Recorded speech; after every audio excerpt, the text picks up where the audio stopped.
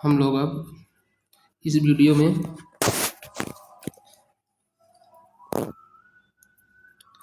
Class 9th की गणित का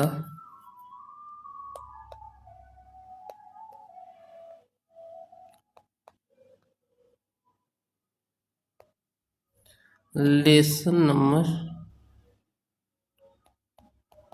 4.1 देखेंगे। इसमें हमको देखना है दो चरों वाला समीकरण।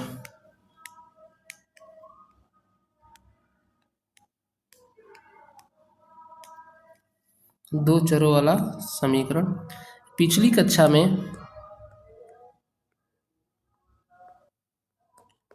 कक्षा 8 में एक चर वाला समीकरण था।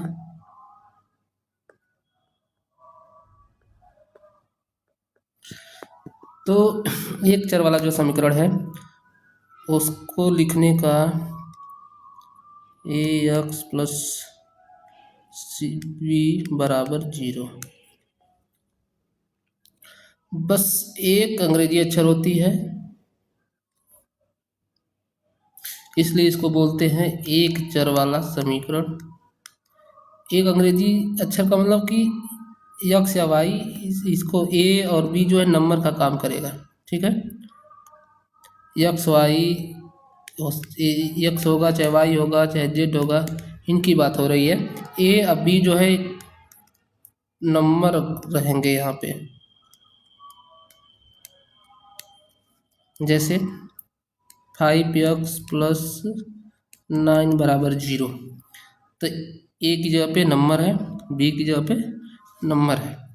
ऐसे इनके अलावा एक अंग्रेजी अक्षर होगी, यक्स होगा, वाई होगा, जेड होगा, टी होगा, यस होगा, ऐसे करके होगा। ज़्यादातर यक्स वाई का यूज होता है। तो या तो यक्स हो या तो वाई हो तो उसको बोलेंगे एक चर वाला समीकरण। जब यक्स और वाई दोनों होंगे, जैसे 3x प्लस 5y बराबर 9, तो यहाँ यक्स भी है वाई भी है, तो इसको बोलेंगे दो चरों वाला समीकरण।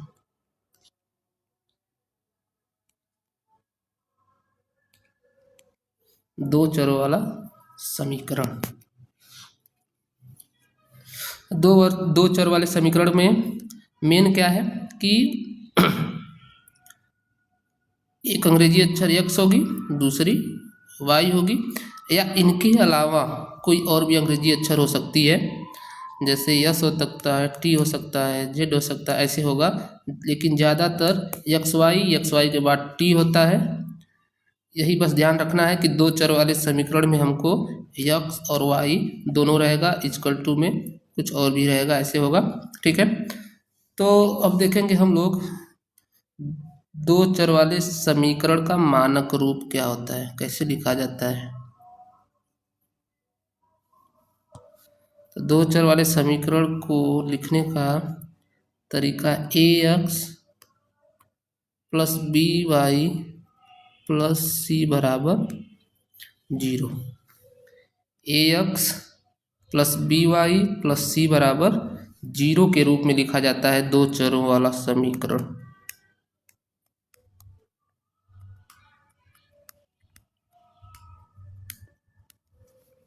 अब देखो क्या कह रहा है, हम लोग दूसरा सवाल देखेंगे। कह रहा है निम्नलिखित रैखिक समीकरणों को ax plus B Y plus C, तो यहाँ पे a एक नंबर का काम करेगा, b भी नंबर का काम करेगा, c भी किसी संख्या का काम करेगा के रूप में व्यक्त कीजिए और प्रत्येक स्थिति में a, b और c के मान ज्ञात कीजिए। तो हम पहला सवाल देखते हैं, दूसरा का पहला 2x प्लस 3y बराबर 9.35 बार। तो क्या कह रहा है कि ax प्लस बी वाई, तो देखो a x ऐसे तो है, b y तो है, लेकिन c इधर नहीं है, 0 के इधर नहीं है, तो इसका मतलब इसको उठा के इधर लाना है, इधर लाएंगे इसको उठा के। 2x प्लस 3y, इसको उठा के प्लस है तो क्या हो जाएगा माइनस। जब इसको इधर लेके चले आए तो बचा क्या 0। हमको करना क्या है कि बराबर के उधर जो भी नंबर होगा, जैसे यह है, यह है, यह है, यह है, ठीक है, इनको उठा के क्या करना है, इधर लेते आना है, दूसरी तरफ उठा के लाना है। जैसे हम इसको क्या किए, उठा के इधर लेते आए। तो अब हमसे पूछ रहा है ए बी सी का मान बताइए। तो यक्स के साथ में ए होता है, तो ए बराबर +2, बी बराबर +3, सी बराबर -9.3। पहला सवाल हो गया। दूसरा सवाल है x - y/5 - 10 बराबर 0। अच्छा देखो, यहाँ पे पहले से ही सब इधर है, इधर कोई नंबर नहीं है, यहाँ तो 0 है, हमको ऐसा ही चाहिए, ऐसा है ही, ठीक है। बस हमको बताना क्या है,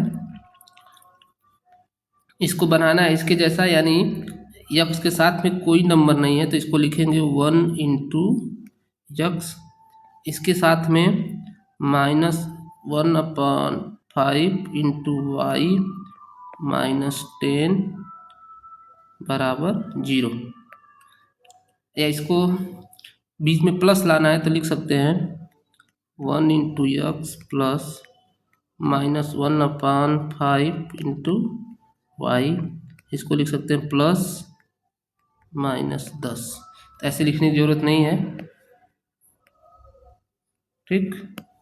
ऐसे लिखने के बाद हम डायरेक्ट बता देंगे a बराबर 1, b बराबर -1/5, c बराबर -10।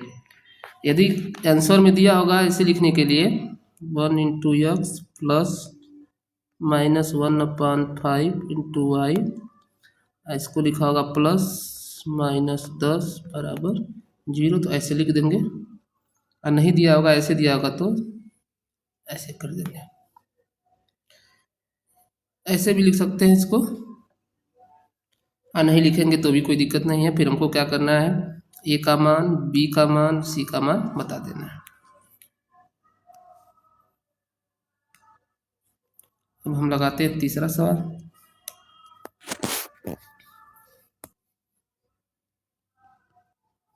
तीसरा है -2x प्लस 3y बराबर 6।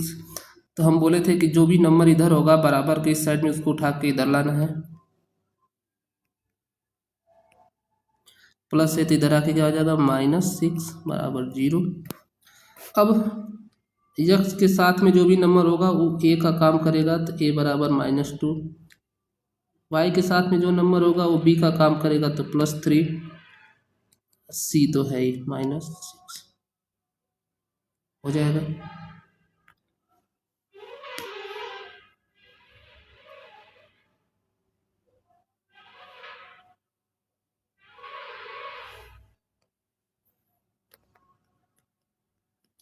चौथा देखते हैं, यक्स बराबर 3y।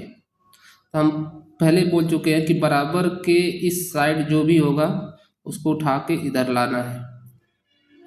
प्लस है तो क्या हो गया, -3y बराबर 0। अच्छा, यक्स है, वाई है, सी नहीं दिख रहा है, तो हम क्या करेंगे, यहाँ पे +0 अपने से लिख सकते हैं। 0 लिखने से कोई फर्क नहीं पड़ेगा, ठीक है, तो 0 अपने से लिख सकते हैं। तो यहाँ पे कोई नंबर नहीं है तो 1 × यक्स लिख लेंगे, -3y + 0 बराबर 0। तो ए बराबर हो गया 1, बी बराबर हो गया -3 और सी बराबर 0 हो गया आंसर। अब इसी तरह से चौथा लगा लेना है, पांचवा लगा लेना है, छठा लगा लेना है और सातवां आठवां लगा लेना है। इसमें एक सवाल और हम बता दे रहे हैं, छठवां और सातवां में हिंट दे दे रहे हैं थोड़ा सा।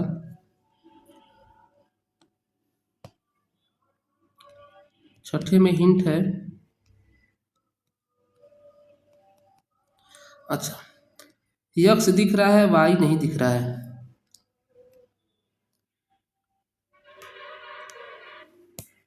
यक्स दिख रहा है, वाई नहीं दिख रहा है, तो हम अपने तरफ से हम क्या करेंगे, वाई लिख लेंगे। कैसे कि 0 इंटू वाई कर देंगे। क्यों? क्योंकि किसी भी संख्या में 0 से गुणा कर दो, किसी भी संख्या में 0 आएगा, तो वाई में भी गुणा करेंगे तो 0 आएगा। तो अपनी मन से इसको कर सकते हैं। 0 हो गया। अब हमको बता देना है कि a बराबर 3, b बराबर 0, c बराबर 2। ये हो गया आंसर।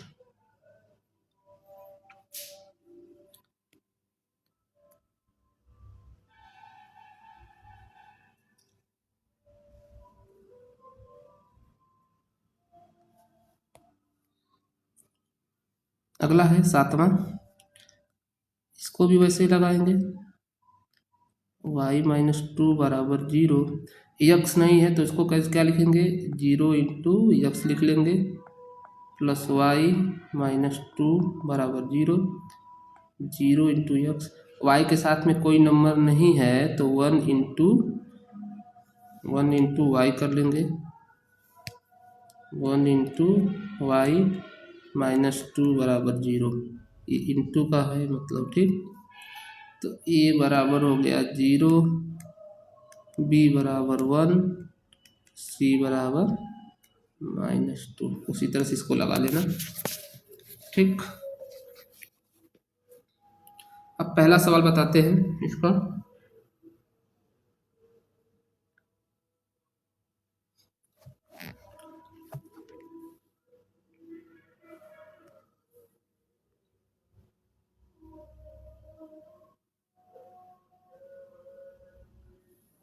पहला सवाल लगाते हैं इसका।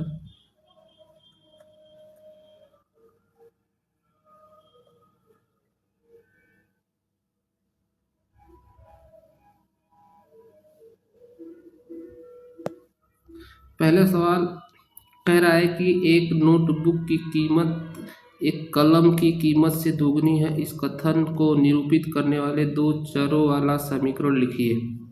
समीकरण लिखना है, इसमें दो अलग अलग चीज हैं, दो अलग अलग चीज है। एक नोटबुक है और एक कलम है। हमको पता है कि जब दो अलग अलग चीज है तो दोनों की कीमत भी अलग अलग होगी, संभावना यही रहेगी, दोनों की कीमत अलग अलग होगी। दो वस्तु है तो दोनों की कीमत अलग अलग संभावना होगी। तो जब इसको सॉल्व करेंगे तो दोनों अलग अलग चीज है तो मान लेंगे, माना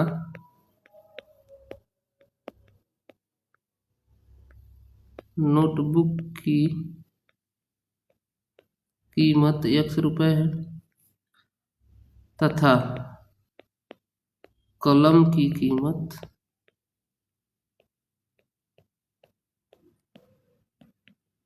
₹Y है। मान लिए।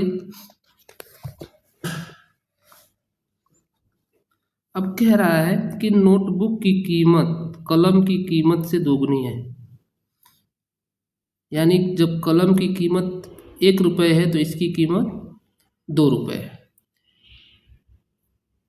इसकी कीमत ₹1 है तो इसकी कीमत ₹2 है, यानी 1 में 2 से गुणा कर दिए, दोगुना कर दिए, तो किसकी कीमत निकल गई, नोटबुक की कीमत निकल गई। यानी कलम की कीमत जो है, नोटबुक की कीमत कलम की कीमत से दोगुनी है। तो हमने माना है ऐसे मन में कि माना कलम की कीमत ₹1 है, तो 1 में 2 से गुणा कर देंगे तो किसकी कीमत निकल जाएगी, नोटबुक की कीमत निकल जाएगी। तो हमको वही करना है यहाँ पे प्रश्नानुसार। तो इसी पे रख देना है।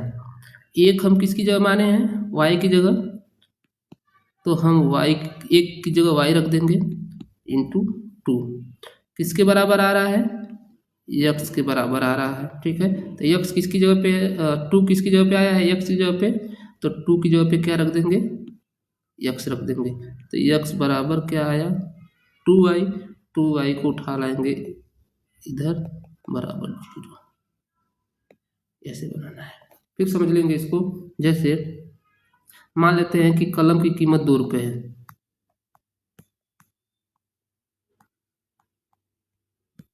कीमत 2 रुपये है और 2 बराबर वाई मान लेते हैं। 2 बराबर क्या मान लिया हमने? वाई।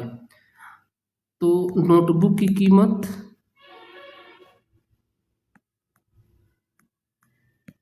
हम यक्स मानते हैं। नोटबुक की कीमत हम क्या मानते हैं? यक्स मानते हैं। तो नोटबुक की कीमत है कितनी? कलम की कीमत की दोगुनी है। तो कलम की कीमत कितनी है? 2 रुपये है, माना था हमने 2 रुपये। तो नोटबुक की कीमत कितनी हो जाएगी? 4 रुपये। यानी यक्स बराबर कितना आ रहा है? 4 रुपये आ रहा है। तो इसको एक बार और बताएं, ठीक। तो 2 में 2 से गुणा करेंगे तो कितना हो जाएगा? 4 रुपये। वो आया कैसे? 2 × 2 आया। तो 2 बराबर मतलब 2 की जगह पे हम क्या रख सकते हैं? वाई रख सकते हैं। तो यक्स बराबर क्या हो जाएगा? 2y हो जाएगा और x माइनस 2y बराबर 0, ऐसे कर सकते हैं, ठीक। इसी तरह से लगाना है इस सवाल को।